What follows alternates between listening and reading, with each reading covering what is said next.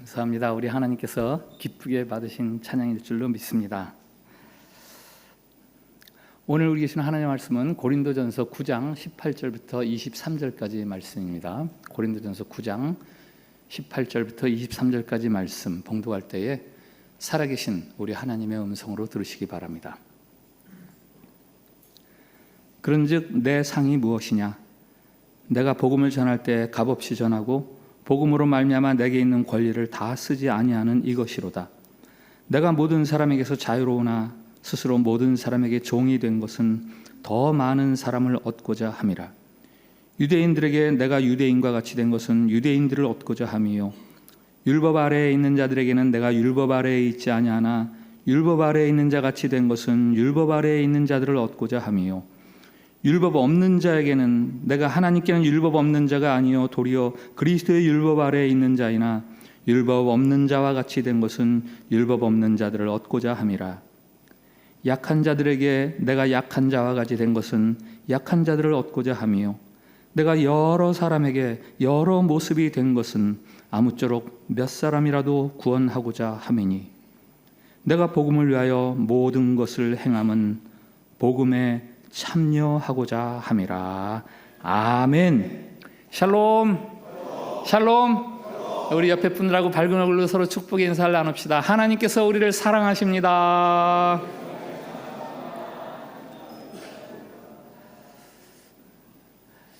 네, 고린도전서 9장 말씀은 우리가 지난주에 본 신자가 우상에게 바친 음식을 먹어도 되는가? 라는 고린도 교회의 질문에 대한 답의 일부죠. 그게 11장까지 답이 쭉 주어지는 건데 9장은 그 사도 바울의 긴 대답 중에 일부입니다. 특별히 그 대답의 핵심은 다른 사람을 위해서 자신의 권리를 유보해라.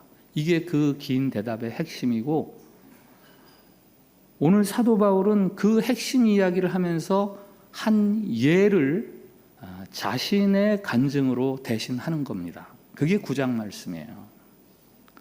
18절에 이런 말을 합니다. 그런즉 내 상이 무엇이냐?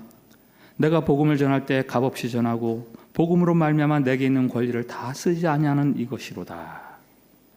내가 당연한 권리를 다 누리지 않고 복음을 위해서 내려놓았다. 그렇게 복음을 전파했다. 그 앞에 9장 1절부터는 이렇게 말하죠. 농부가 밭에서 나오는 소출을 먹는 거 그거 당연하지. 목자가 자기가 키운 소들이 내는 젖을 먹는 거 그거 당연하지. 율법에서도 성전에서 일하는 제사장들에게 성전에서 나는 것을 먹으라고 하지 않았느냐? 주님께서도 그렇게 하라고 말씀하셨고, 베드로를 비롯한 다른 사도나 제자들도 다 그렇게 했다. 그러나 나는 너희들로부터 재정적인 후원을 받지 않았다. 복음 전파를 위해서라면, 한 사람이라도 더 복음을 받아들이도록 하기 위해서라면 당연히 누릴 수 있는 권리를 내가 내려놓았다. 사도 바울의 이 간증을 두 자로 압축을 한다면 헌신입니다. 헌신. 헌신이란 다른 사람들은 어떻게 하지 하면서 눈치 보면서 하는 것이 아니죠. 내게 주신 삶의 여건 속에서 내가 할 수 있는 만큼 최선을 다하는 것, 그것이 바로 헌신입니다. 그러다가 혹 내가 남보다 더 특별하게 많이 희생하고 많이 수고했다면 그것을 아까워하거나 아이 괜히 그렇게 했네 라고 후회하는 것이 아니라 오히려 감사하는 것이죠. 아, 그렇게까지 할 필요가 없었는데 라고 말할 정도의 헌신일지라도 기꺼이 즐거움으로 감사함으로 드리는 것, 그것이 사도 바울이 보여준 헌신, 복음에 참여하는 삶입니다. 2002년에 가을에 설악산을 등반을 했습니다. 아내와 함께 서울에서 새벽 4시에 출발해서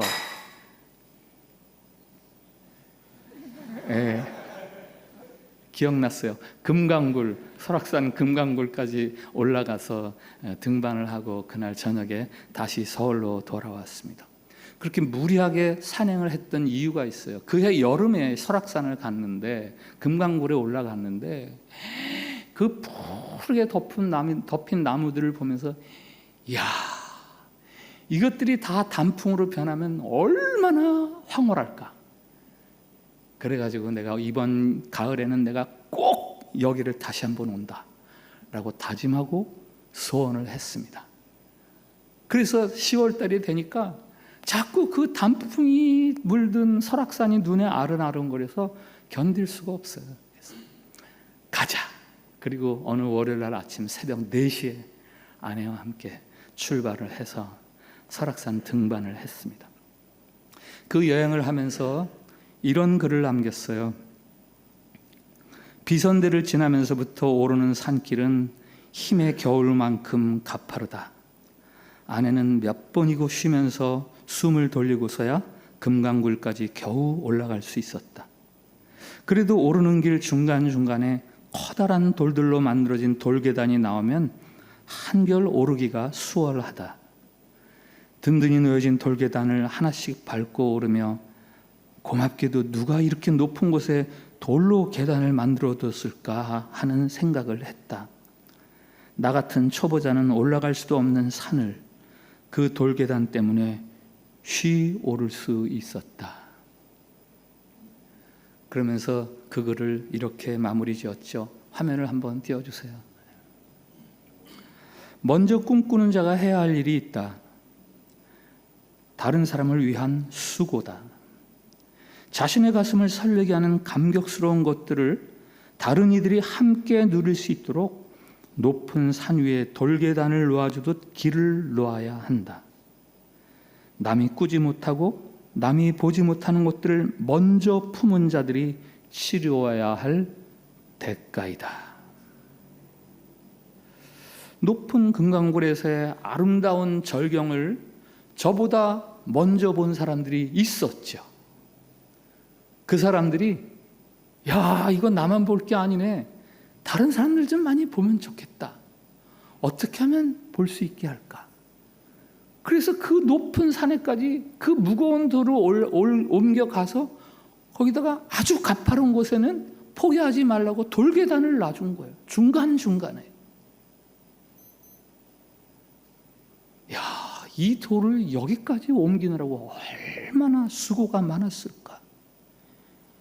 밟고 오르는 돌계단 하나하나를 보면서 그분들에게 정말 고마웠습니다.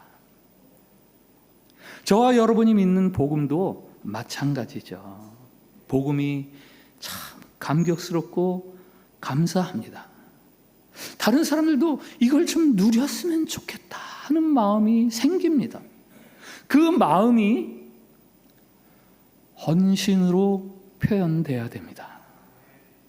산 높은 곳에 무거운 돌을 옮겨가서 계단을 만들어주는 사람들처럼 복음에 참여하는 삶이란 무엇보다도 자기를 희생하고 헌신하는 삶으로 나타납니다. 이 복음에 참여하는 삶, 헌신하는 삶은 다른 사람을 향한 사랑과 배려에서부터 출발을 하죠. 19절에서 바울이 말합니다. 내가 모든 사람에게서 자유로우나 스스로 모든 사람의 종이 된 것은 더 많은 사람을 얻고자 함이라.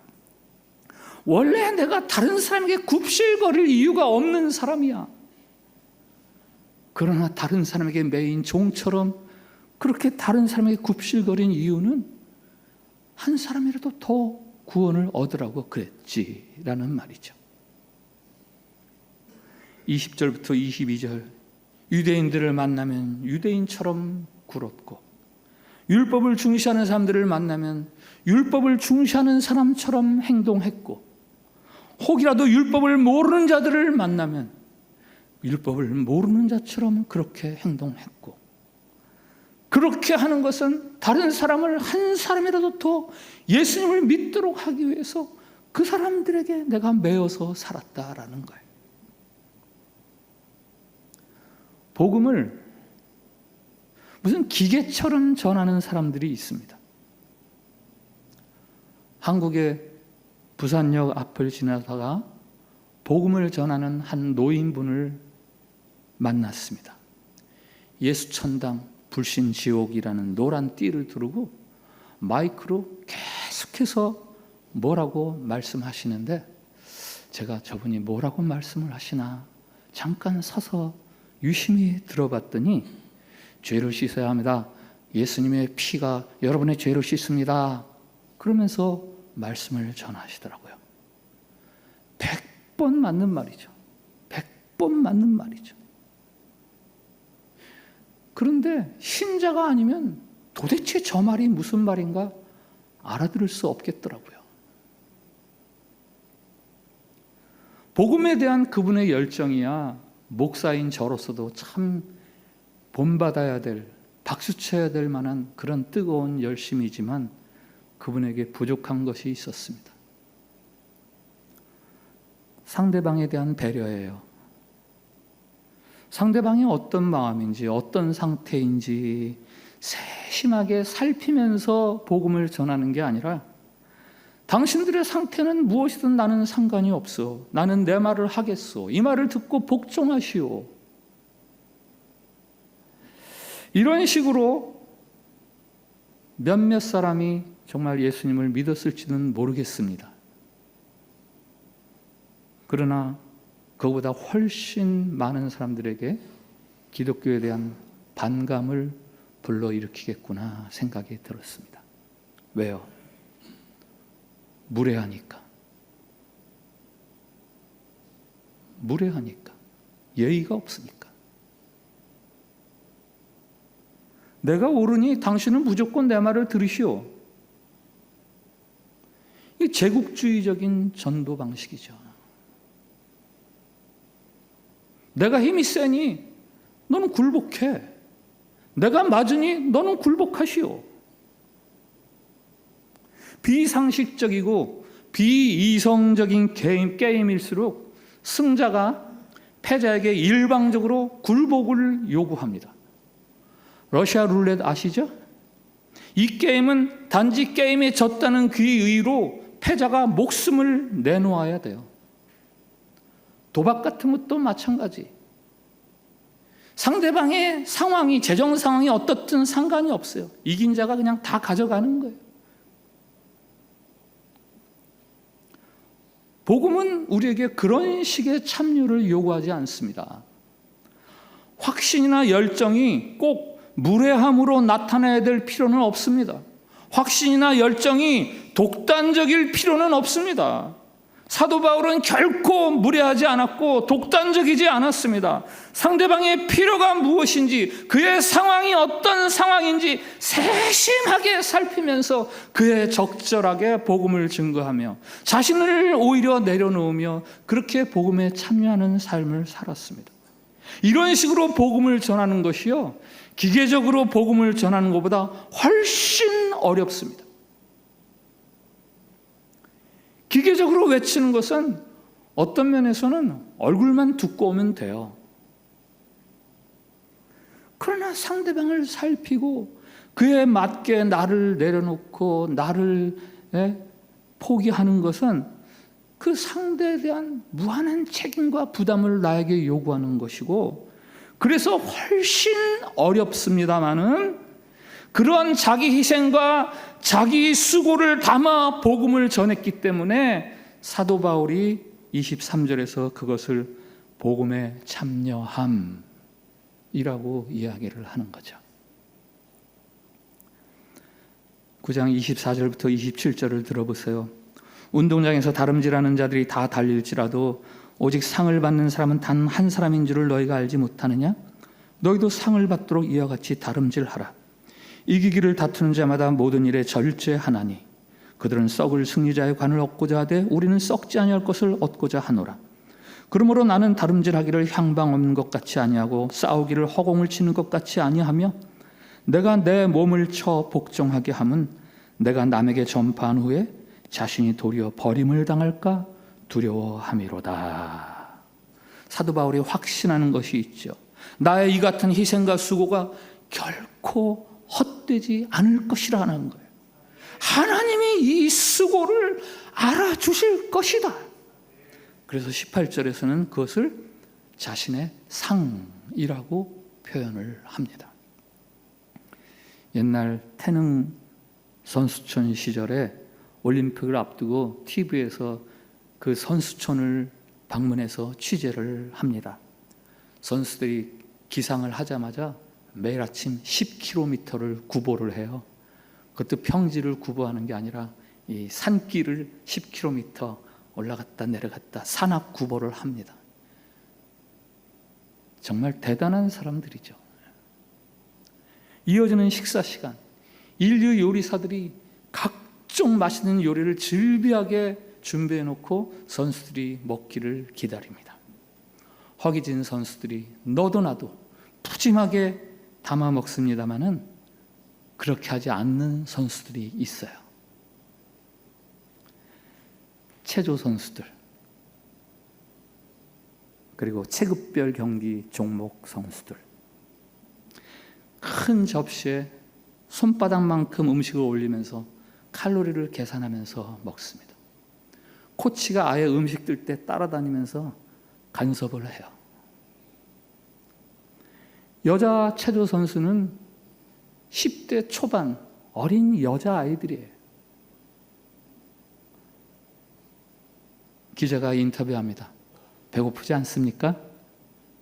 배고파요. 그래도 메달을 따야 되잖아요.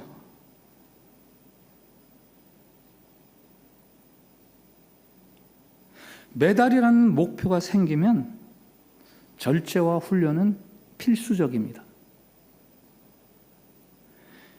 여러분에게 목표가 생기는 순간 여러분이 해야 하는 게 있어요. 절제. 절제 없이 이룰 수 있는 목표다? 그건 목표라는 이름을 달 수가 없지요. 복음에 참여하는 삶은 참고 견디고 인내해야 합니다. 그 절제와 인내는 저 끝에 상이 마련되어 있다 라는 것을 확신하는 믿음에서만 가능하죠. 자신의 복음의 삶에 참여하는 삶에 대해서 간증하는 이 사도 바울 앞에서 참 좋은 말씀이고 당연한 말씀이지만 나는 참 그렇게 살아가는 게 부담스럽고 솔직히 말하면 싫습니다. 왜 그렇게 살아요? 저는 뭐 잘할 수도 없고 용기도 없고 사실 믿음도 별로 없고요. 이렇게 생각하시는 성도님들이 계시다면 지금부터 제가 하는 말씀을 귀 기울여 들으십시오. 제가 인도네시아에 온 지 어느덧 22년째 됩니다. 지금까지의 목회 생활은 전적으로 하나님의 은혜임을 고백합니다. 그럼에도 불구하고 저의 지난 22년의 하루하루, 한 주 한 주, 이건 겨우 버티듯 이어지는 정말 목회자로서의 그 부담스럽고 버거운 삶의 연속이었습니다.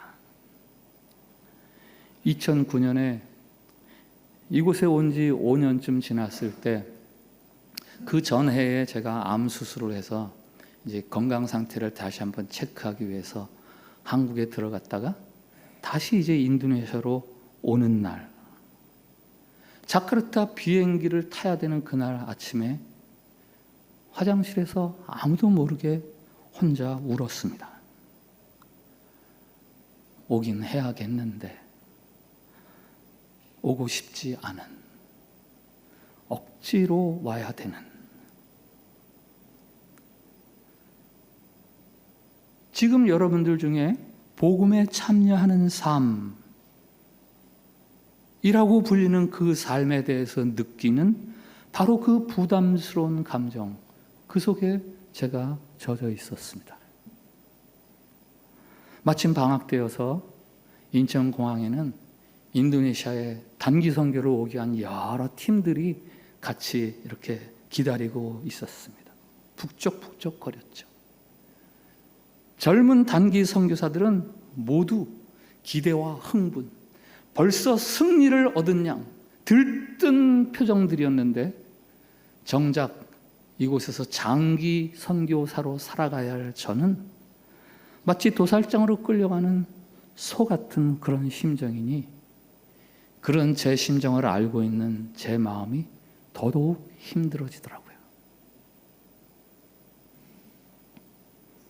그래도 비행기를 탔지요. 당연하지요. 안 탈 수가 없지요.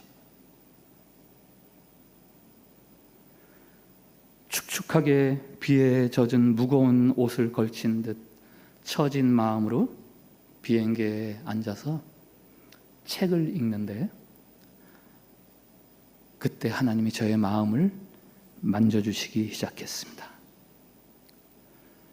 17세기 안드레아스 그리피우스의 주께서 나를 생각하시다 라는 시를 통해서였어요. 그 시는 이렇게 시작합니다. 청춘의 첫눈 떴을 때 부드러운 봄날 잔인한 죽음이 나를 버렸지. 슬픈 밤을 덮어버렸어. 씁쓸한 한숨의 힘은 나를 갉아버렸다.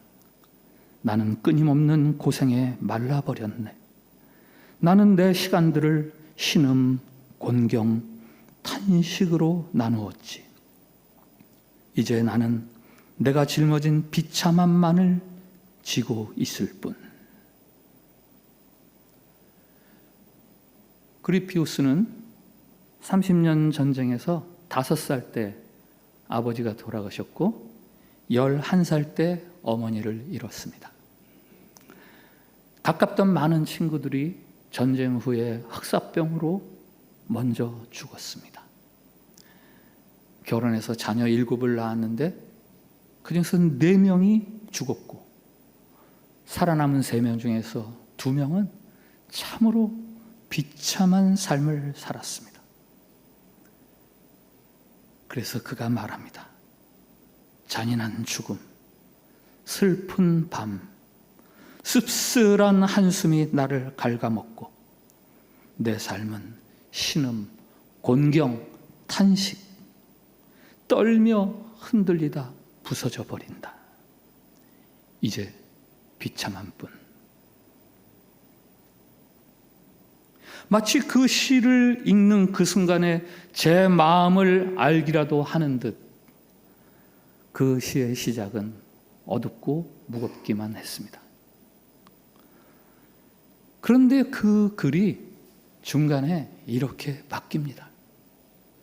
화면을 한번 띄워주세요. 그래도 아니네.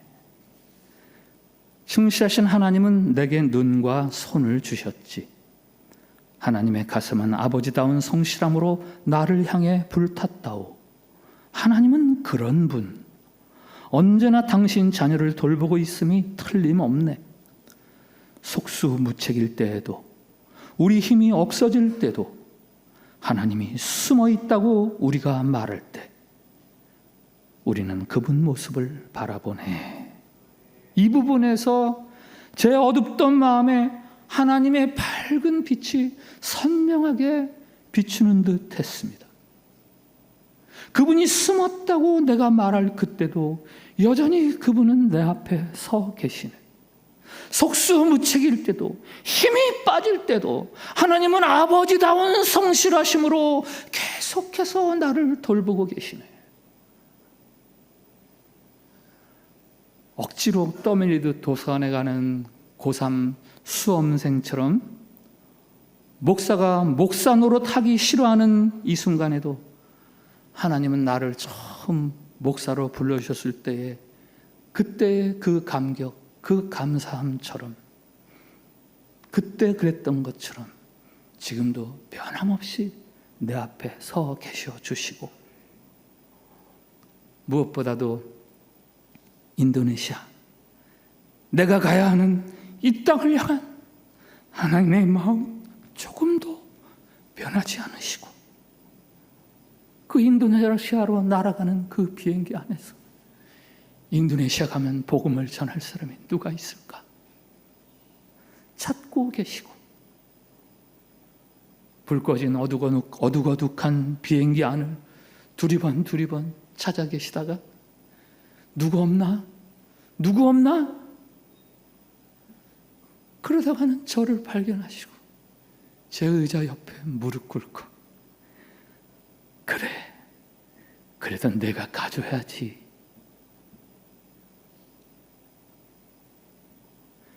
나에게 호소하시는 하나님.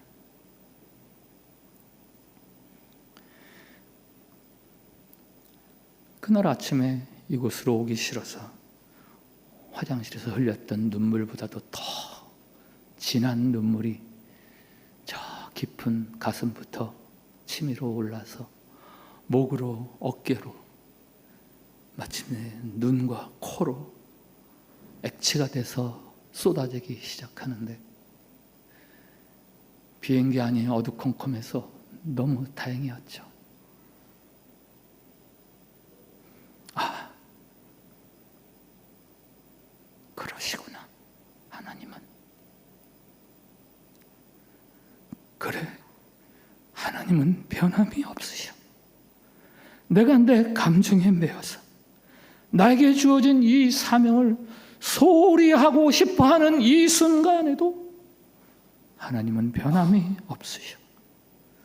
나는 부족해도, 나는 힘겨워하더라도 나를 보내시는 아버지의 마음, 나를 응원해 주시는 아버지의 그 응원 소리, 거기에는 변함이 없지.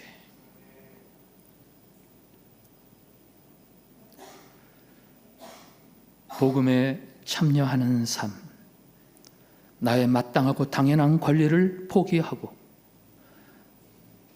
나를 먼저 배려하기 전에 다른 사람을 먼저 배려하고, 그러기 위해서 절제해야 하고 참아야 하는 삶, 그렇게 하는 게 당연한 줄 알면서도 무거운 짐을 하나 떠맡은 듯 버겁게 느껴지고, 그래서 모른 척 무관심해지고 싶은 분들, 바로 저와 여러분.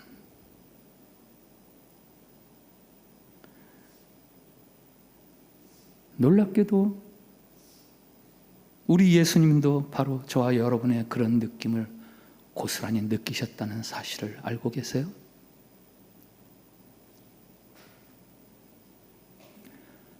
아버지, 이 잔 내게서 지나가게 해주세요. 아버지, 이 잔 내게서 지나가게 해주십시오. 십자가 앞에서 드리는 이 기도는 분명히 한편으로는 십자가로부터 도망치고 싶은 마음 때문에 나오는 기도죠. 그러면서도 의당 내가 감당해야 하는 몫이기에, 내 감정에 상관없이 해야 하는 것이기에, 그래서 무거운 발걸음을, 그 고뇌에 담긴 무거운 발걸음을 십자가로 향하시는 우리 주님의 모습이 바로 이 고백 안에, 이 기도 안에 담겨 있습니다. 오늘 고린도전서 9장에서 간증하는 사도 바울도 사실은 참 연약함이 많은 사람이었어요. 그에겐 육체적으로 치명적인 질병이 있었습니다. 그는 독신 생활에 그 고단함에 젖어 있었고, 외로움에 젖어 있었고, 떠돌아다니는 나그네 수로의 서러움에 젖어 있었습니다. 그가 고린도 교인들에게 자기 자신에 대해서 이렇게 고백하는 것을 우리가 이미 고린도전서 2장에서 읽었습니다.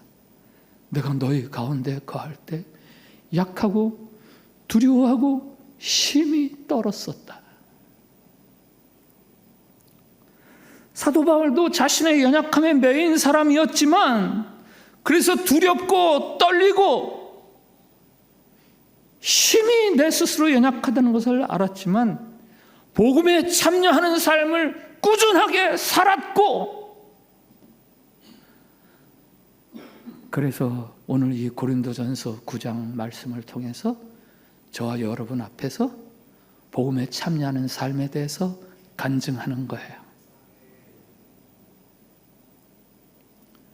우리의 연약함과 떨림, 부담스러워하는 마음, 거부하고 싶은 마음, 기피하고 싶은 마음, 이런 것은 우리가 복음의 참여를 외면해도 되는 이유가 될 수 없습니다. 이런 것들이 내가 복음에 참여하는데 장애물이었습니다 라고 말할 수 없습니다. 성경이 소개하는 모든 복음에 참여하는 사람들은 다 저와 여러분이 느끼고 있는 그 연약함, 그 떨림, 그 거부감 동일하게 다 느끼고 있던 사람들이에요. 그럼에도 불구하고 그들이 절제하며 그것들을 극복하며 하나님의 부르심에 동참을 했고, 그럴 수 있었던 이유는 무엇입니까? 하나님 앞에서의 칭찬, 상, 그 상을 바라보았기 때문이에요. 목표가 확실했기 때문입니다. 앞서 말씀드린 2009년 그 해에 한국에 간 김에 당시 군생활하던 아들 면회를 갔습니다. 부대 밖에 데리고 나와서 식당에서 삼겹살을 사줬죠. 근데 식사가 끝날 즈음 됐는데 이 녀석이 화장실 가는 척 하면서 가더니 카운터에서 자기가 계산을 하려고 하는 거예요. 당시 제 아들의 월급이 78,000원. 78,000원 받는 군인이 그 몇만 원씩 하는 그 식사비를 내겠다고 카운터 앞에 가서 계산을 하려고 하는데, 마침 그 주인이 우리는 군인 돈은 안 받습니다. 그래서 머뭇머뭇하니까 제 아내가 황급하게 뒤쫓아가서 주인이 받는 부모의 돈을 냈죠. 군대 훈련하면서 얼마나 부모 생각이 났겠어요. 그러니 78,000원 받는 월급이지만 내가 이 돈으로 멀리서 오신 내 부모님 식사 한번 대접하고 싶었던 거죠. 그게 참 대견하고 참 고맙고, 카운터 앞에서 주머니를 뒤적거리는 아들의 그날 그 뒷모습은 지금도 제가 잊을 수가 없습니다. 그리고 그래도 돈은 부모가 내는 겁니다. 하나님은 우리가 부족한 가운데서도, 없는 것 가운데서도 애쓰고 힘쓰는 거, 그거 하나님 고마워하세요. 그리고 하나님이 그 크신 능력으로 감당할 수 있게 해 주십니다. 우리가 무엇을 잘할 수 있어서가 아니라, 우리가 유창하거나 우리가 너끈해서가 아니라 하나님이 감당하게 해 주셔서 하나님의 은혜였습니다 라고 말할 수 있게 하시는 거죠. 그날 돌아오는 비행기에서 훌쩍거리면서 적어놓은 눈물 젖은 글이 있습니다. 화면 한번 띄워주세요.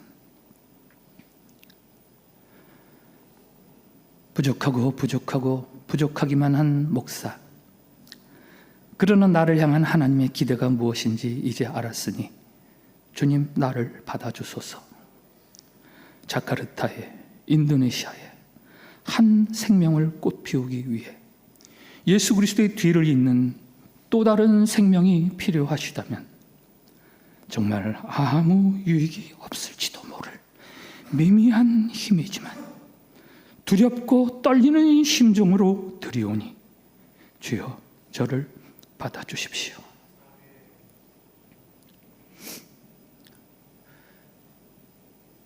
그 후에도 이와 비슷한 감정의 기복은 반복해서 제 안에 있었습니다. 그러나 그러는 사이에 어느새 22년이라는 시간이 지났고, 제가 이곳에 처음 온 2004년부터 정년이 되는 70세까지 계산을 해보니까 딱 24년이에요. 1년을 1시간으로 치환을 하면 하루 24시간. 22년이 지난 지금은 제게는 밤 10시. 마지막 종착점이 희미하게 제 시야에 들어오는 시점입니다. 이 시점에 와서야 예전보다 더 선명하게 제게 보이게 되는 것은, 야, 하나님이 내 삶을 진짜 복되게 해주시는구나. 하나님이 정말 나를 영광스럽게 살게 하셨구나. 부족함이 많았음에도 불구하고 내 삶에 후회가 없었다 라고 말할 수 있게 할 만큼 하나님이 그렇게 나를 지켜주셨구나. 여러분, 복음에 참여하는 삶을 살아가십시오. 이런 말씀을 드리기에는 여전히 부족한, 자격이 모자라는 목사지만, 이 말씀은 박윤길 목사 입에서 드리는 말씀이 아니라 저와 여러분을 위해서 그 피하고 싶은 자리로 발을 내디디신 우리 주님이 하시는 말씀이세요. 그리고 신비롭게도 이 말씀은 다른 누구보다도 먼저 여러분 자신을 위해서 해주시는 말씀이에요. 왜냐하면 복음에 참여하는 삶, 그 삶의 헌신과 수고를 하나님은 결단코 잊지 않으실 뿐만 아니라 하나님이 그렇게 살아가는 사람들을 만족스럽게 하시고 영광스럽게 해주시기 위해서 상을 준비하고 계시기 때문입니다. 하나님, 우리로서는 복음에 참여하는 삶을 살기가 쉽지 않습니다. 그 말씀이 달갑지도 않고 버겁고 힘들고 부담도 됩니다. 그러나 복음의 참여를 향한 주님의 초청이 바로 누구보다 우리 자신을 영광스럽게 하시려는 부르심을 믿기에 힘겹게 다시 그 희생과 수고를 위한 우리의 삶 속으로 발을 내딛겠습니다. 힘없는 우리의 이 작은 결단들을 도와주시옵소서. 부족하고 연약한 우리에게만 맡겨두지 마시고 생명을 살려내시는 그 영광스러운 일을 주님이 우리 가운데서 친히 이루어 가 주시옵소서. 우리는 그저 우리를 내어놓을 뿐이오니 주님, 우리가 새로운 구원의 도구로 살아가게 해 주시옵소서. 그리고 이 일들로 장차 영원한 영광의 면류관이 우리에게 주어지거든 주님께 그것 다시 되돌려 드리며 주님의 은혜와 찬송과 영광을 찬송 부르게 해 주시옵소서. 예수님 이름으로 기도합니다. 아멘.